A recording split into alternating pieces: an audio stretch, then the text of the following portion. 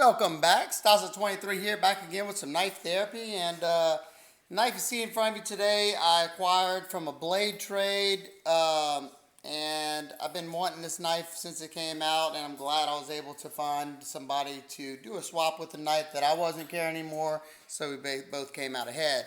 The knife you have in front of you is the VDK Pharaoh. And VDK is the guy who's designed this is Vlad. I'm a butcher his last name, so I'm not going to say it. He got his design produced by We Knives, so this knife was produced by We. And from what I could tell, I think it came in right around the $300 mark, maybe a little less. I'm not sure, but I couldn't really find that. So let's get into it. First off, you have that very upswept Persian blade, and why I say very, because a normal Persian usually looks kind of like this guy. So as you can see, you have almost a rhino horn here, which I like it. I love upswept blades. I love clip points. So, you know, just to give you an idea of how much it was exaggerated, you really got that tip going up. So kind of cool, because I haven't seen anything like this before.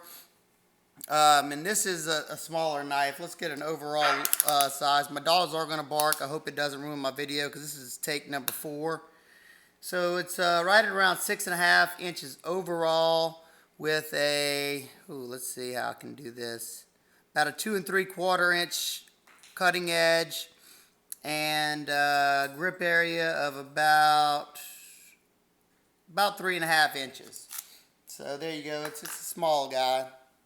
And the blade, you have a nice satin finish on there, which is almost sterile. All you have is the VDK. On this side, you don't have absolutely anything. I love this nice elongated top swedge that almost runs the entire length of the blade, and it meets up at that point to give you somewhat, it helps to thin out that point a little bit. But as you can see, it stays full thickness. You have a saber grind on here, and correct me if I'm wrong, if somebody knows, I think these were made in CPMS 35VN. I had seen somewhere that they were M390, but I'm pretty sure whenever I saw them released, they were S35. I'm good with both of those steels. You got some jimping up top right here, and it's done very nicely. It definitely locks in the thumb whenever I put my hand down right there. And you have some thumb studs up here that do function, but the D10 is dialed in more for the flipper tab, but you can, as long as you do it the right way, you can use those thumb studs. As you can see, they executed the sharpening choil perfectly. Love to see that. Love to see that. It's not really made as a forward finger choil. It's just made as a sharpening choil, and that's perfectly fine. The flipper tab on this guy is perfect in my eyes. It's not that big, but you can still get the job done. You have the jimping on the front side for your light switch, and it definitely has enough traction. It fires out there. It's riding on ceramic bearings, ceramic detent. And as you can see, you have that flat spot up there if you're a push button type of guy, and it rockets out. It rockets out pretty much both methods. The push button, you do get a little bit extra oomph behind it. And I noticed in order to use the thumb studs, it works easier if you push it out that way. Let's see if I can show you. See, there you go. And because I noticed if you pushing it up, it's going to hurt your thumb. Let's get back into the handle, which to me is the star of the show. You have this double bolstered carbon fiber. Absolutely beautiful. It looks like a custom knife. And I will tell you right now, it is absolutely seamless. We did an excellent job of milling that, and you have absolutely no gaps whatsoever. And I liked how they radiused them, and they're not just flat. It adds to the flare of the knife in my eyes. The knife is 3D contoured, as you can see, nice and domed. There you go, you can see it better there. Very, very nicely done. You just have standard hardware. You have a T8 for your pivot, T6 for your body screws. Flip it up, you have a geared titanium backspacer. And as you can see from this side, you don't see a lanyard hole, which I love. No breaking up of the lines whatsoever, but if you do like to use a lanyard, he has added a lanyard post. Excellent. I love seeing that. It doesn't distract from the look, and also not detracting from the look, the lock bar cutout is on the inside. It would have definitely looked funny on this knife. While we're on this side of the knife, you can see that you have almost a coffin-shaped 3D milled titanium pocket clip that's asymmetrical, but it matches from here to up here and then this side to this side, so just asymmetrical right across from itself. I like how that blade sits nice and deep into the handle, and as you can see, he got really close to that backspacer, and you have that extra length right there for that lanyard post, which is fine. It's neither here nor there for me. As you can see, the knife is dead centered. Like I showed you, the action's very, very nice and snappy. Very nice and snappy. And I guess this would be considered a bolster lock, or maybe, I don't know, because usually bolstered over here, but y'all tell me what y'all would consider this. Just a liner lock, bolster lock, just a damn lock, frame lock. I don't know, it doesn't matter. The ergonomics for my medium-sized hands are really, really nice. I noticed though that I didn't really use the jimping that much because I kind of come up right here, and I'm glad they didn't do too deep of swedges right there, because it would have been uncomfortable right here, but it works. I like how you do have a flat section for cutting up to here, and then you got all this crazy belly up there for your if you skin something, or those type of cuts. You have a stainless steel lock bar insert that's nice and hidden down there. You do have a small bevel on the outside edges, so you don't have any 90-degree edges that are going to tear up your fingers when disengaging that lock bar. And real quick, let's get weight on this guy, and we'll do some size comparisons, and then I'll talk about some things that I would have liked to see changed. So let's close this guy up. 3.63 ounces, which is fine, but I would have rather see it a little bit lighter, being that this would probably be a secondary blade for me, but it still didn't stop me from wanting to get this knife. So let's do a few quick size comparisons. First one, kind of in this price category and being a chunky monkey, you got the DPX Hess Urban. These two are really close in size. The Urban has a little bit more blade. If this thing would be straight, the blade would be a lot bigger. Another one got nearby, the Steelcraft Mini Bodega. And as you can see, the Mini Bodega is a good bit longer in the blade. Here's one that is almost identical in size, the Quiet Carry Strand. There you go. Very, very close in size on those two.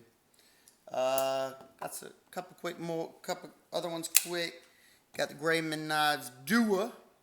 It makes this knife look T90. And got the Best Tech Imp.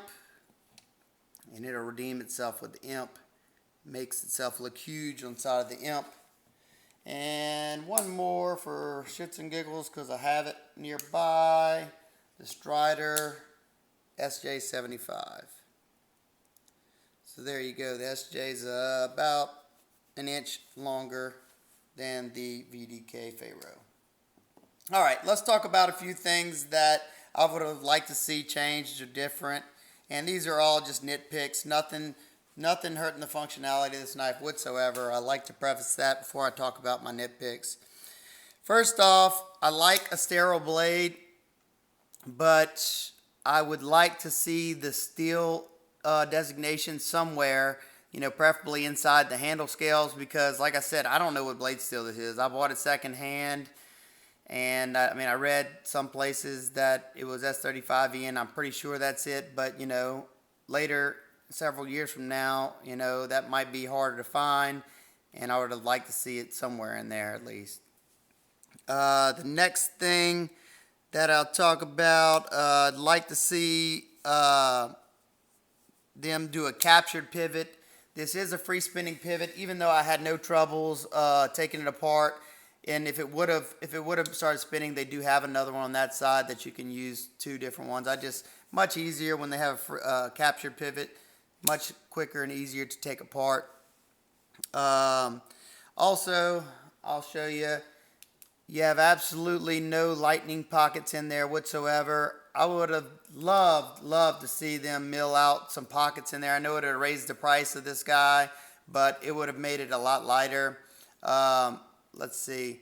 But I do understand they're trying to keep that balance point right. That's where the balance is, right in the back of that choil, which kind of is pretty much where the hand sits whenever you're holding like this.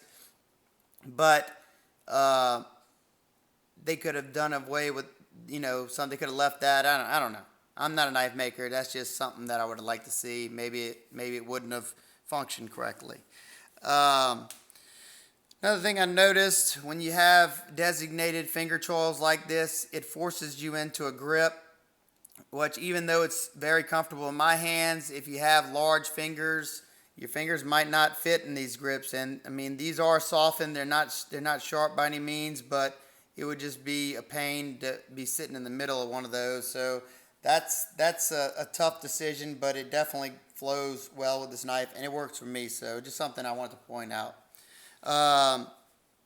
Another thing that it's pretty comfortable as is, and they did, as you can see, have a little chamfer right there, but you have thick enough titanium right there. I would have loved to see, let me see if I have something that's, yeah, like on this Best Tech, how they did that right there. It is extremely comfortable to disengage this lock. I would have loved to see that here. That would have been very, very nice, and it would have been nice to have a matching chamfer right there, because it would have been a lot easier to get your finger in there. I mean, I don't have any troubles, because as you can see, it does sit a little bit higher, so I can put my thumb on there. It would have just been a little bit more comfortable and a little bit easier to disengage that lock. Like I said, I'm just nitpicking. And this is something I don't know if somebody knows why this is. I noticed that it's on both sides, but there's like, I don't even know if I better show it. There's nubs on both sides of the carbon fiber here and here. Let's see, you see that? It almost looks like a swell in the carbon fiber, but it's on both sides, and I'm guessing it was intentional for some reason. Look, there you go. You can see it right there. Anybody know why that's there? You can see it really good right there. Just odd. I don't know. Maybe whenever they were machining it, I don't know. But it's not on this side, so it just kind of scratches my head there. But the carbon fiber is beautiful, free of voids all the way around. And God, man, this action's addictive on this thing. It rockets out very, very nicely. Right. Just like a okay, I'm getting a little crazy there. One thing I did see, I don't know if you can, it's visible without it being taken apart, but somewhere in this area, I did see some engraved numbers on each side of the scales, and one of them was 058. So I don't know if this is the number 58, the 58th one. No idea, because I wasn't the first person to buy this. And also it has 101 on there, and I don't know if that's for Vlad's site, Blaze 101, or not. Just something I noticed. Somebody knows the answer to that, fill me in, so I have an idea. So if you have any questions, comments, concerns, please leave them down below. If you have the Pharaoh, let me know what you think about it. If you like this video, give it a big thumbs up. If you like my videos in general, hit that subscribe button. You don't want to miss a thing. I have giveaways. I try to do videos at least once a week, usually more, and like interacting with you guys and girls. So y'all have an awesome day, and I'll see you on the next one. Peace.